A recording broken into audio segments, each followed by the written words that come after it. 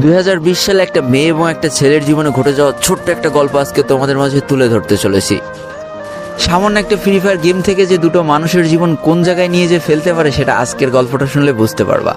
আমাদের চলার পথে কাউরে ভালো লাগতেই পারে, এটা খুবই স্বাভাবিক। আর ভালো লাগা থেকেই কিন্তু ভালোবাসা তৈরি হয়ে যায়, এটাও খুবই স্বাভাবিক। তবে সঠিক মানুষের ভালোবাসতে না পারলে যে কতখানি ভুগতে হয় আর নিজের জীবনটা যে এক চান্সে নষ্ট হয়ে যায় তা আজকের গল্পটা শুনলে বুঝতে পারবা। এই জন্যই বলি, হাতে যদি কিছু সময় থাকে ভিডিওটা প্রথম থেকে শেষ পর্যন্ত দেখে যাও, কারণ জীবন থেকে নেওয়া গল্পগুলো থেকে অনেক কিছু শেখা যায়। তো বেশি প্যাক না করে ছোট্ট একটা ইন্ট্রো দিয়ে আজকের ভিডিও শুরু করা যায়।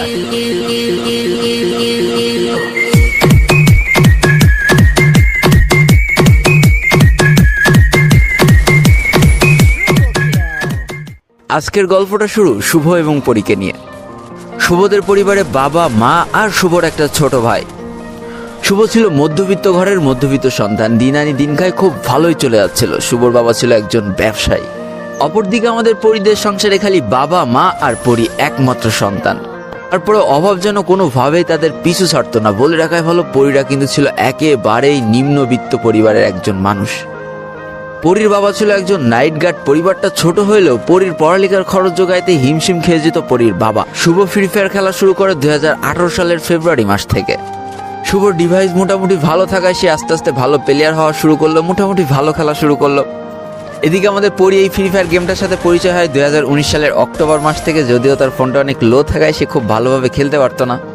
হঠাৎ করে একদিন শুভ অটো ম্যাচ 1 দিয়ে স্টার্ট করে দেয় আর র্যান্ডমলি তার ম্যাচে চলে আসে পরি। এদিকে পরি তো একে একটা মেয়ে, তার উপরে আস্ত একটা বট। সে তো খেলতেই পারছে না, বারবার ঠুসঠাস করে মরতেছে। আর আমাদের শুভ দৌড়ায় যে নায়কের মতো তাকে কিন্তু রিভাইভ দিচ্ছে। একটা সময় পর শুভ কিছুটা রাগ করে বলে, তুমি কি খেলতে পারো না? খেলতে না পারলে খেলতে এসেছো কেন? পরি অনেকটা ভয় ভয় কণ্ঠ নিয়েই বলে, আমি তো খেলতে পারি না, তা খেলা শিখাই দিতে কি হয় আপনার? ব্যাস, এইখান থেকে শুভ আর পরি হয়ে যায় পরিচয়। ওয়ার্ল্ডের ফ্রেন্ড থেকে ম্যাচ শেষ করে তারা ফ্রেন্ড হয়ে যায়। এভাবেই চলতেছিল। শুভ একদিন পরির কাছে কথা দেয় যে হ্যাঁ, আমি তোমাকে প্রো প্লেয়ার বানিয়েই ছাড়বো। এদিকে আমাদের শুভ অনার্স 3rd ইয়ারে পড়ে আর পরি কিন্তু পড়ে ইন্টার 1st ইয়ারে।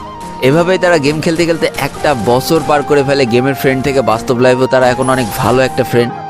আর কালো অধ্যায়টা শুরু হয় 2020 সালের মাঝামাঝি পর্যায়ে এসে। হঠাৎ করে পরির বাবা স্ট্রোক করে মারা যায় আর তারপরে তাদের সংসারে চলে আসে কালো কাপড়ের ছায়া। সংসার চালাতে হিমশিম খেতে হচ্ছিল মাকে। এইদিকে পরির পড়ালেখা প্রায় বন্ধ হওয়ার জন্য। পরিদের এই কষ্ট সহ্য করতে না পেরে আমাদের শুভ অল্প বয়সে জীবনযুদ্ধের তাগিদে চলে যায় চাকরির খোঁজে এবং 12,000 টাকার একটা চাকরিও সে জোগাড় করে ফেলে। চিন্তা করো, বন্ধুত্ব কোন লেভেলে চলে না গেলে 12,000 টাকার চাকরি করে 6,000 টাকা পরীকে দিয়ে দিত, 4,000 টাকা নিজের ফ্যামিলিকে দিয়ে দিত, 2,000 টাকা পকেট খরচ রেখে দিত। চিন্তা করা যায় কি পরিমাণ বন্ধুত্বের সম্পর্ক না থাকলে এটা করা সম্ভব একটা ছেলের পক্ষে।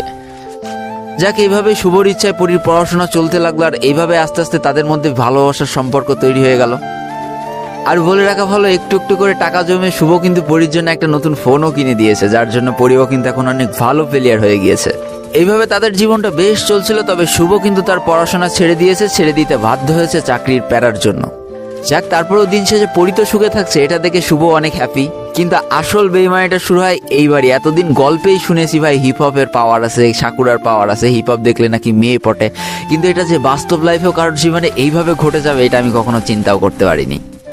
হঠাৎ করে তাদের রিলেশনের মাঝে একজন তৃতীয় ব্যক্তি পা রাখে, তার নাম ছিল আরিয়ান। আর আরিয়ান ছিল সিজন 1-এর প্লেয়ার, তার কাছে ভালো ভালো কালেকশন সবই ছিল।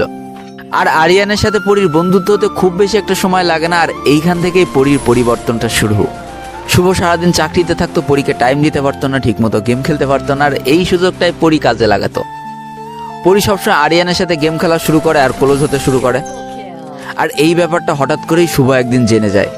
এতখানি ভালোবাসার পরে এত বড় ধোঁকা শুভ কোনোভাবে মেনে নিতে পারে না। তাই সে পরীকে বলে যে তুমি আমার সাথে কেন এটা করছো, বা আরিয়ানের সাথে তুমি কেন সম্পর্ক রাখছো। সেদিন পরীর উত্তরটা ছিল একেবারে থমকে যাওয়ার মতো। পরি বলে উঠেছিল, আমার জীবন আমি কিভাবে কাটাবো তার কৈফিয়ত কি আমি তোমার কাছে দিব?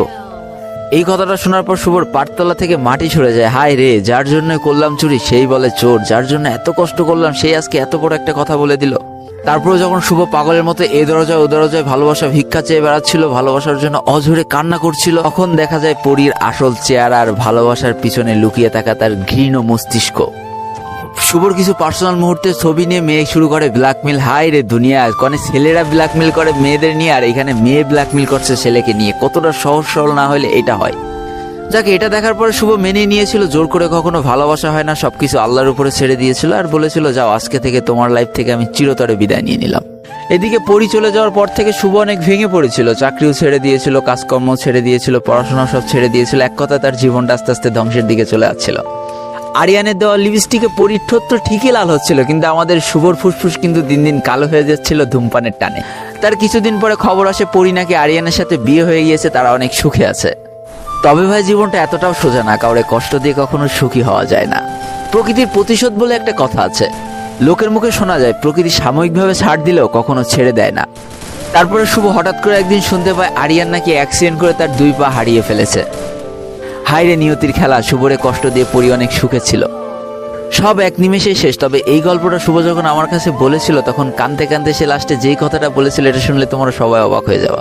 শুভ কাঁদতে কাঁদতে আমার কাছে বলছিল যে ভাই আমি লাইফে অনেক কষ্ট পেয়েছি পরির জন্য, কিন্তু কোনোদিন এক ফুটাও তার জন্য বরদোয়া দিইনি, কিন্তু এত বড় ক্ষতি তার কিভাবে হয়ে গেল। আমি তো সবসময় তাকে সুখী দেখতে চেয়েছিলাম, সে আমার কাছে হোক বা আরিয়ানের কাছে হোক, তাহলে আল্লাহ কেন তার এত বড় ক্ষতি করে দিল। যাক, ওই দিন শুভকে সান্ত্বনা দেওয়ার মতো কোনো ভাষা আমার কাছে ছিল না। তবে আজকে ভিডিওর মাধ্যমে শুভকে একটা ছোট্ট কথা বলি। দেখো, লোভ মানুষকে যেভাবে ঠিক ধ্বংস করে, পরীকেও ঠিক ওইভাবেই ধ্বংস করে দিয়েছে। এর জন্য তুমি কষ্ট পেও না, আশা করি তুমিও ভালো থাকবা। এবার যারা আমার অডিয়েন্স আছো তাদেরকে একটা কথা বলি, চলার পথে, গেম খেলার পথে কারোর সাথে কথা হবে, ভালো লাগা হবে, ভালোবাসা হবে, এটা খুব স্বাভাবিক। তবে একটা জিনিস মাথায় রেখো, জীবনে জীবন সঙ্গিনী খুব ভেবে চিন্তে বাছাই করবা, না হলে এক চান্সে নিজের জীবনটা কিন্তু নরক হয়ে যাবে। একটাই মাত্র জীবন, ভুল মানুষের পাল্লায় পড়ে নিজের জীবনটা কখনো নষ্ট করো না। তো আজকের ভিডিওটা এই পর্যন্তই ছিল। ভিডিওটি ভালো লাগলে অবশ্যই একটা লাইক করে ফেলো, কমেন্ট করো, বন্ধুদের কাছে শেয়ার করে দিও। আর যদি আমার চ্যানেল নতুন হয়ে থাকো, চ্যানেলটিকে সাবস্ক্রাইব করে পাশে থাকা বেল আইকনে ক্লিক করে ফেলো আর আমাদের এই সুখী পরিবারের একজন মেম্বার হয়ে যাও। আজকে আমি বিদায় নিচ্ছি 12 রোল গেমারের পক্ষ থেকে। ততক্ষণ সবাই সুস্থ থেকো, ভালো থেকো, আর তোমাকে আসলে যে মানুষগুলো ভালো আছে তাদেরকেও অনেক ভালো রেখো। Tata, bye bye.